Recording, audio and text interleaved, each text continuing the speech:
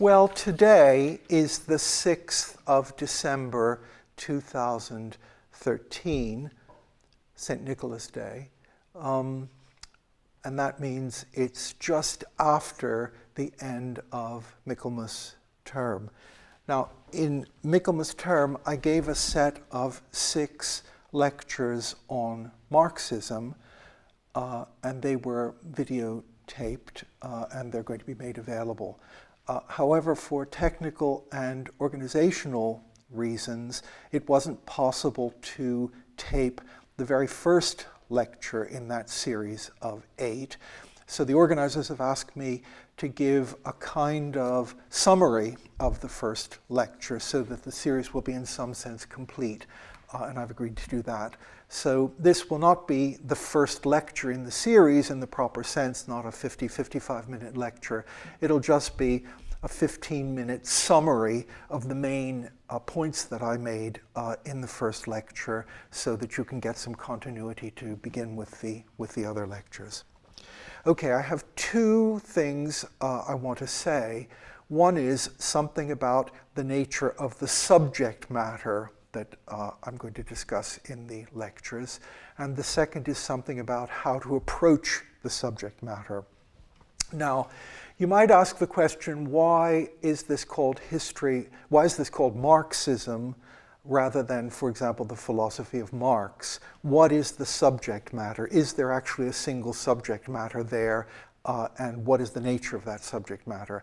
And I want to suggest that there are at least 5 completely different, well, not completely different, 5 distinct but related kinds of topics that you could reasonably and justifiably study under the term Marxism. And I'd like to say a little bit about those 5 different subjects to begin with. The first thing, of course, is you could mean by Marxism the empirical theories, an empirical study, a historical study of the theories that a certain German philosopher and economist developed during the early part of the 19th century. So you could take Marx as an actual figure in history, and you could look at the views that he actually propounded. And of course, there, if you assume that Marx was a real human being and not, say, God the Father, he will be an empirical person like other people. That is, he will change his views, he will develop his views. Sometimes he won't be completely clear, sometimes he won't be a master of all the implications of everything that he says at a certain time. Sometimes he might even contradict himself. So the first kind of study of Marx could be simply a kind of intellectual, philosophically structured intellectual biography of this particular man. What did he think? Why did he think it? How did he change his mind? What did he see? What did he fail to see? What are the contradictions in his views? What are the parts of his views that are undeveloped? Which are sharp? Which are not sharp? So that's a perfectly legitimate subject of inquiry.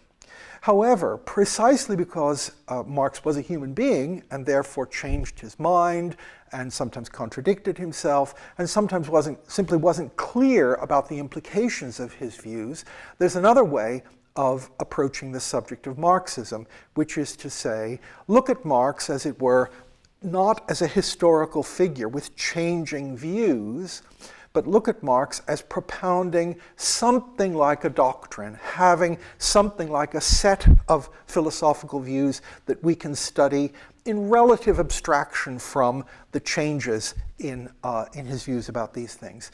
And so you can take the views that Marx developed and you can look at, as it were, not the way in which they changed over his life, but you can focus on the most plausible central set of views that he had, even though they're not the views that he held in every particular moment in his life. So you can focus on the ones that seem most promising, most interesting, and you can reconstruct them in a completely and fully, as fully rational a way as possible. So you can do what philosophers sometimes call a rational reconstruction of Marx. That is, you don't simply describe what he saw, what he didn't see, how he contradicted himself, how he changed.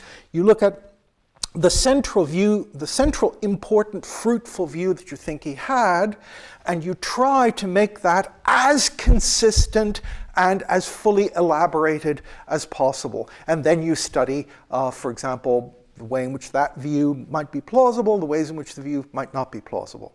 Now, of course, there are some problems with this rational reconstruction approach. One is that, notice what I said was, you take the views that you think are most fruitful and most plausible, and you reconstruct the system around that.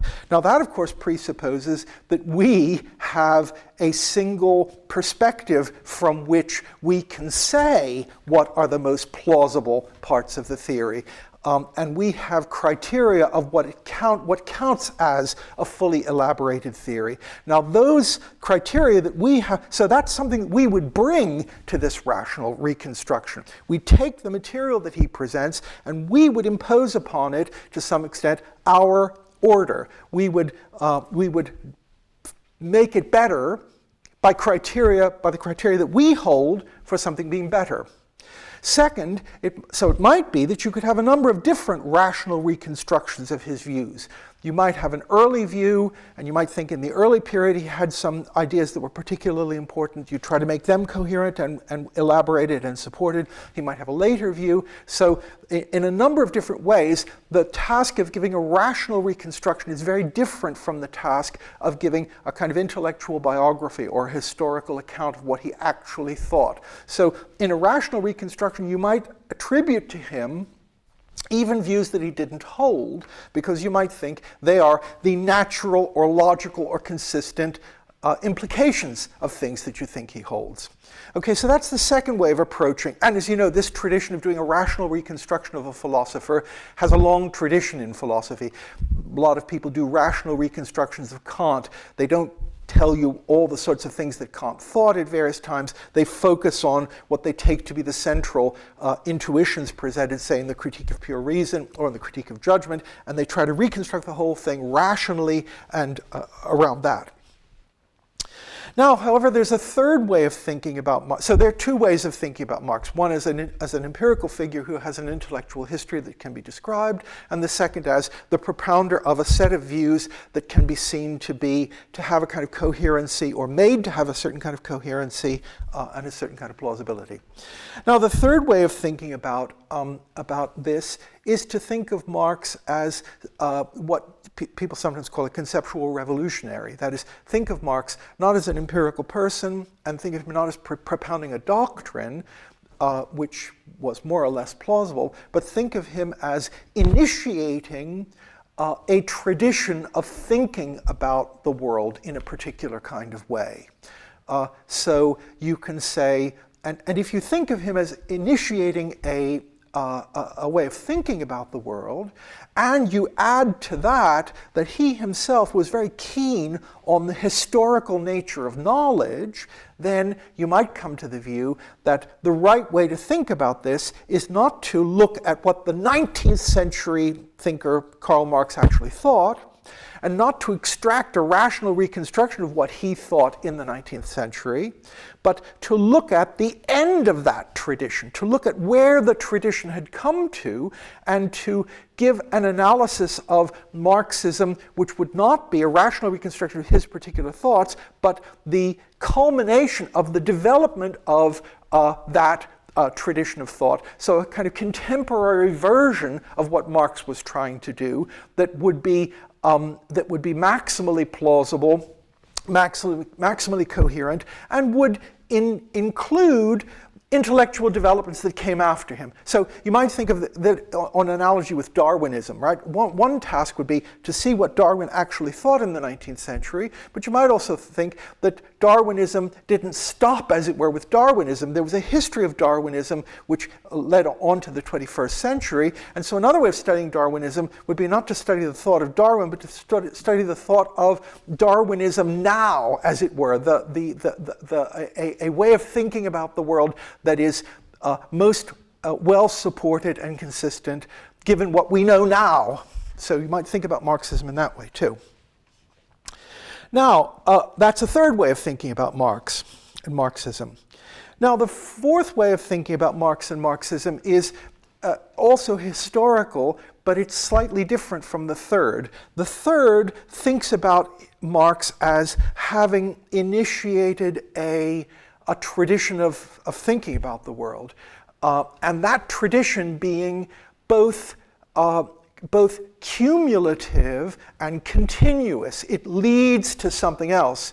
Another way of thinking about it is that Marx founded a certain development, and there are a number of people who called themselves Marxism after Marx, but the relation of the relation of those people to Marx wasn't the relation of a scientist working in a single scientific paradigm so that there's a kind of cumulativity, but rather there were a variety of influences. So lots of people called themselves Marxists, but there was a plethora of different versions of Marxism. There wasn't, as it were, a main line, as there might have been a main line of Newtonism or a main line of Darwinism. There was just a plethora of different sorts of people. And so a fourth way you could think about studying Marxism would be to study the thought of Lenin, the thought of Gramsci, the thought of Adorno, the thought of Lukács, the thought of Bernstein, the thought of Kautsky. You could study the history of these people without either talking about a rational reconstruction of what Marx thought, or assuming that they were all part of a single coherent cumulative development. A lot of them were deviations from each other. There might not be, as it were, a single mainline development. That still might be something you might want to study. As it were, you might think of Marx more like a series of projects for understanding society than as a scientific tradition that had a cumulative mainstream. And that's a fourth thing that you can study. You could study Kautsky and Lenin and Adorno and various other people. That's a fourth way you can think about it. Now, the fifth way is that Marxism, it's extremely important for Marxism, of course, for most forms of Marxism, that Marxism is not thought of as being merely an intellectual doctrine. It's not thought of as being a mere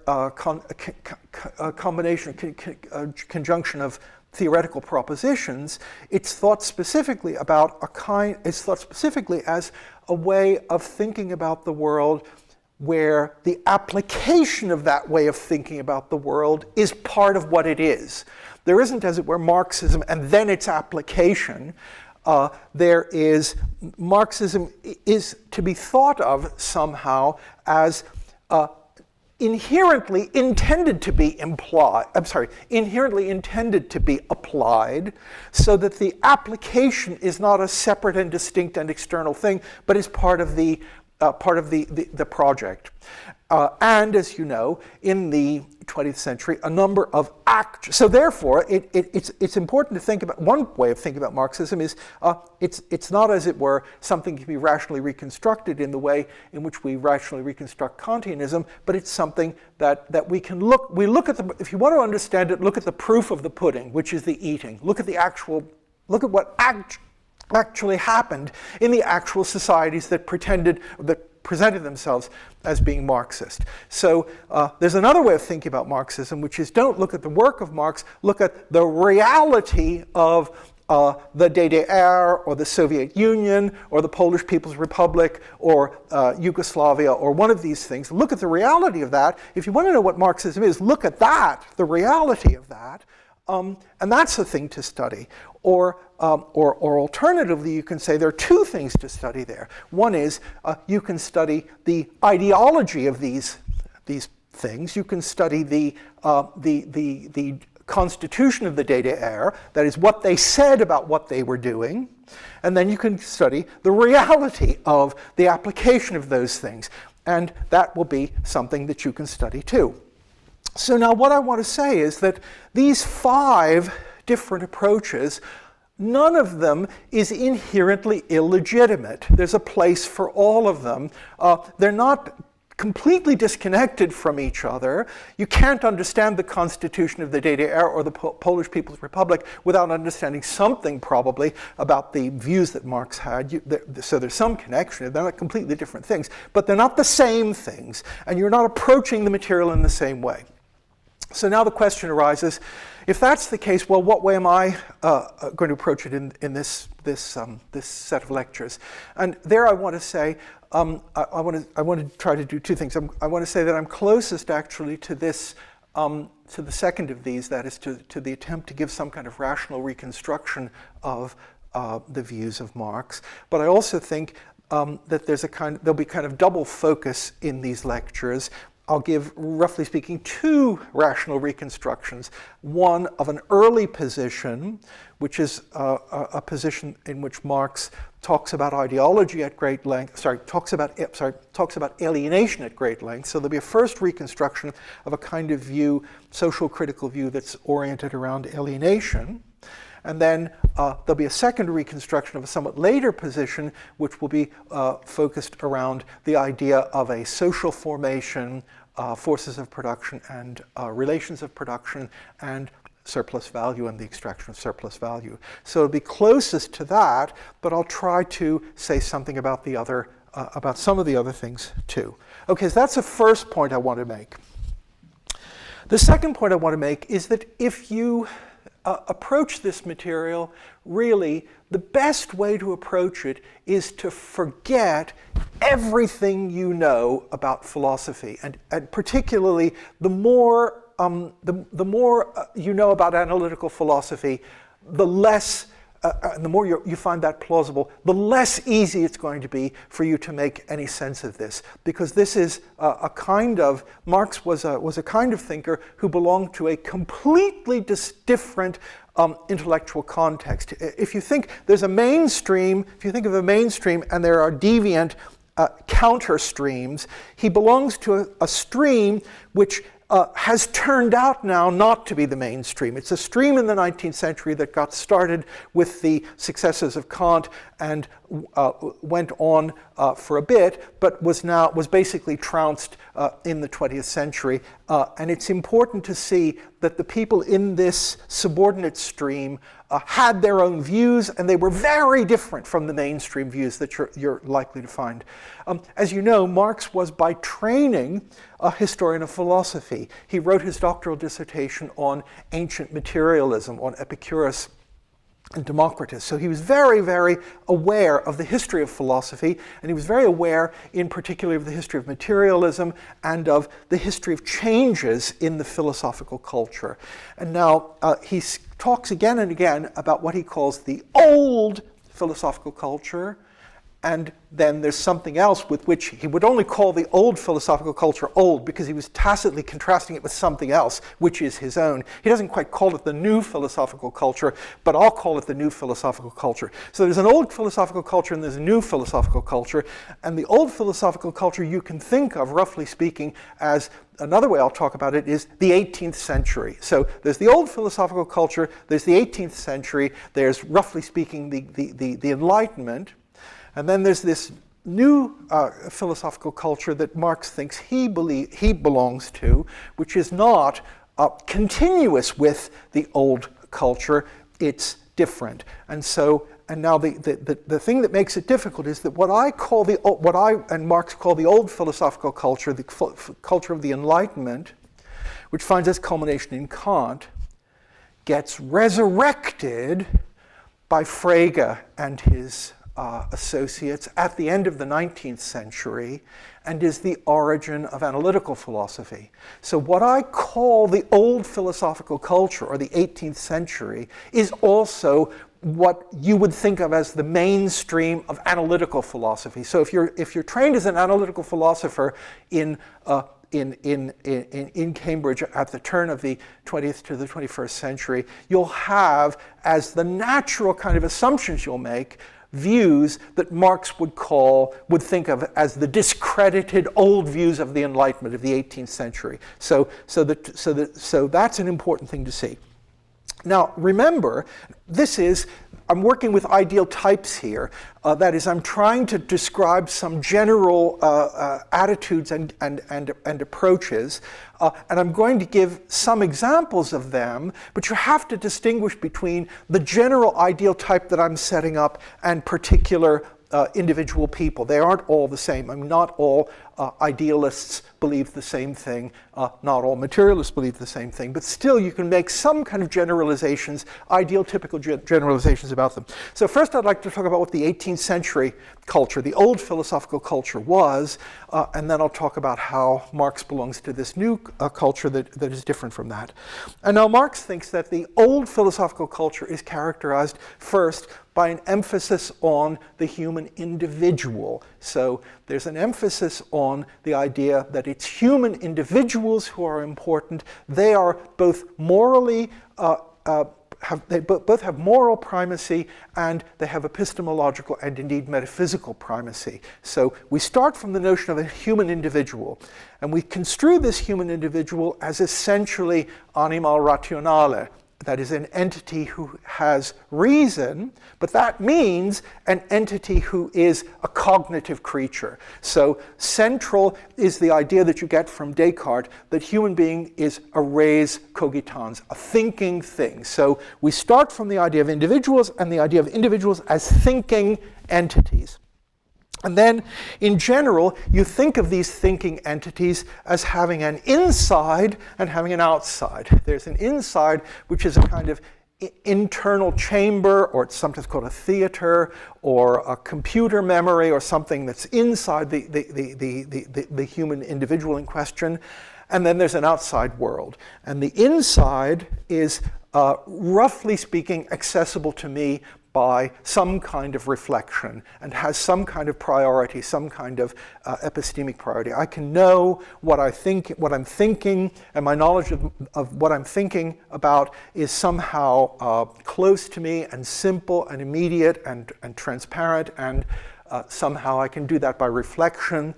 And then the question is, what's the relation of that internal realm, the realm of my internal representations, and the world outside?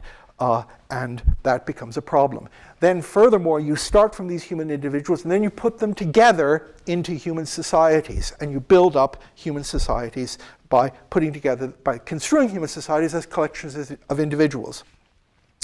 Then furthermore, the assumption is, this is a deeply seated assumption, Marx thinks, in the older views, that you can study human thought and human nature ahistorically, that somehow the human mind has a structure that's not changeable or not significantly changeable, and that structure can be an object of thought, and can be an object of thought in its own terms, and it can serve as a kind of basis for going on to other things. So, and you can study that structure independently of the structure of the society the person lives in, the language the person has, etc.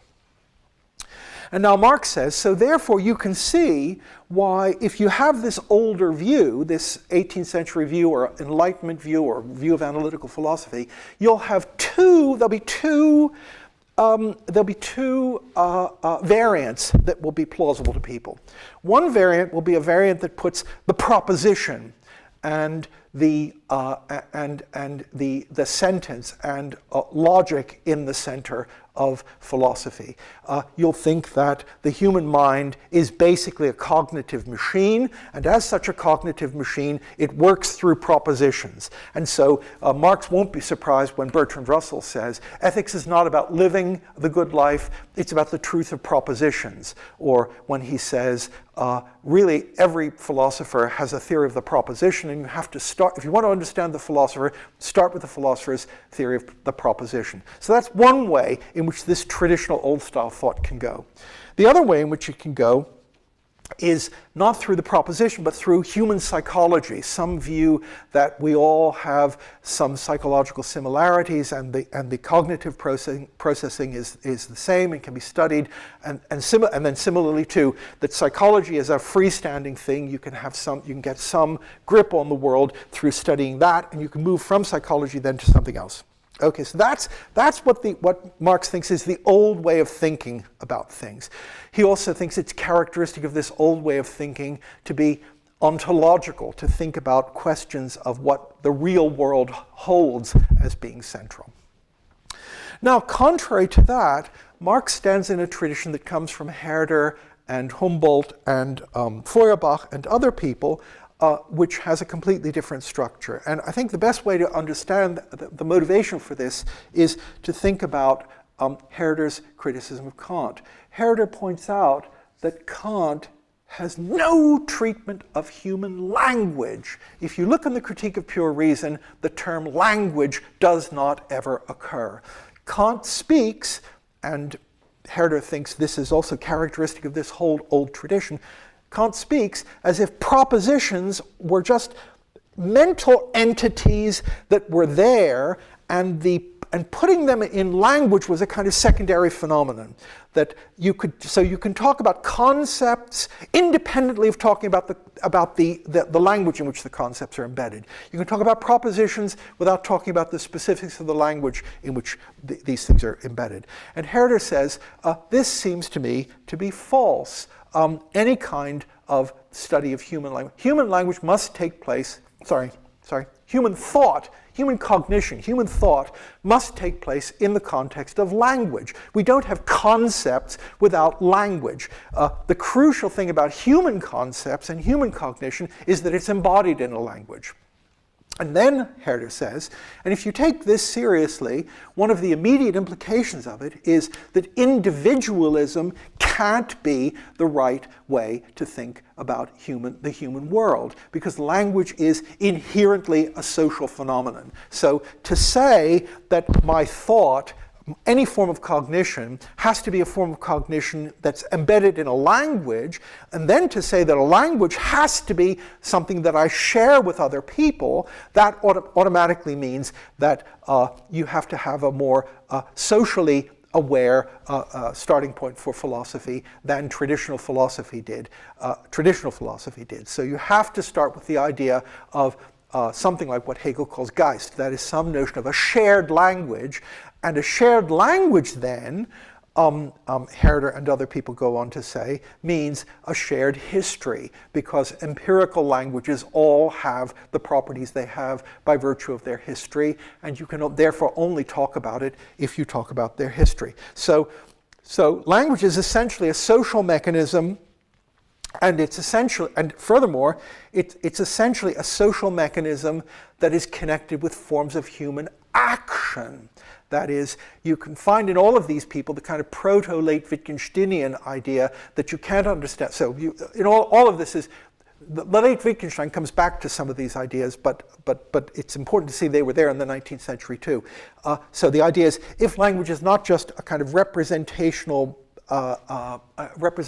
bubble in my head, but if language is inherently a part of a social interaction that I'm engaged in, and that means that the practical aspect of a human society becomes at least as important as the more strictly cognitive aspects of human society. So you don't start with the individual thinking thing who's thinking in his bubble without it being important what language he's thinking in. You think of a language and a social group as a group of interacting people who are acting with one another, acting on one another, acting against one another, and language is a particular historically constituted form in which that social group actually maintains itself. So a human being, then, he thinks, is not a representing creature. He's not a res cogitans. He or she is rather essentially a social agent, an agent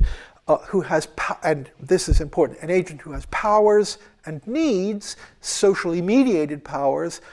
For example, the power to speak is socially mediated. I wouldn't have it if I didn't grow up in a particular society, and I wouldn't have the particular power I have if I didn't grow up in the particular society I grew up in.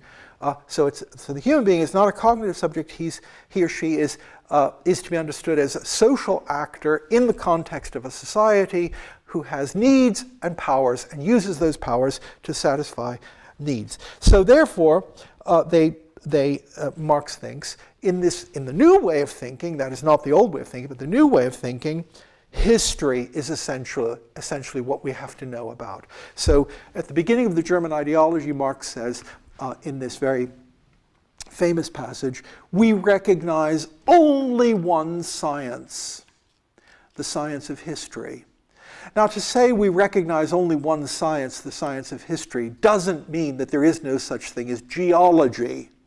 What it means is the final framework for putting everything is not going to be logic, it's not going to be psychology, it's not going to be physics, it's going to be history in some. Certainly the human final thing is going to be some history. And within that historical framework, you might, for various purposes, decide to focus on certain things, but that will be a decision you'll make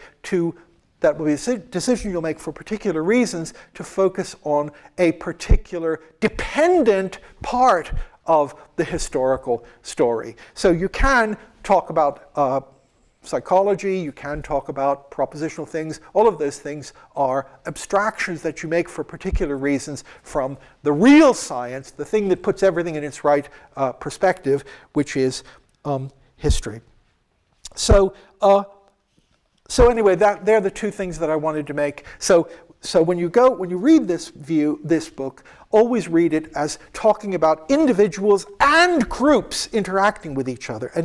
So this is not saying the central thing is not the individual, it's the group. This is a view that tries to overcome that very dichotomy and to say the only thing to understand is individuals and groups in their interconnection with each other. So, as Hegel said, Geist is an I that is a we and a we that is an I. That is, the English language doesn't exist independently of individual people who speak it. So if we all stopped speaking English, English wouldn't exist. So there's some way in which there have to be individual agents who activate this thing. But on the other hand, you're never going to understand the English language just by looking at some individual speaker of that language, because part of what it is to be speaking that language is to be engaging in an appropriate kind of social relation with other people. So you've got to have, so the idea is the central unit is neither the individual nor some kind of abstract society, but it's the individual in society, and that's the crucial thing. And that's what Marx thinks it was unable for the older philosophers to understand, and that of course is the view that this older view is the one that gets reestablished at the end of the 19th century when everybody begins to say, we have to go back to Kant, we have to go back to Kant. Go back to Kant means forget Herder, Humboldt, Hegel, all of these people, Feuerbach, and forget the social and historical context within which these questions have to be asked. Okay, that's all I have to say about that.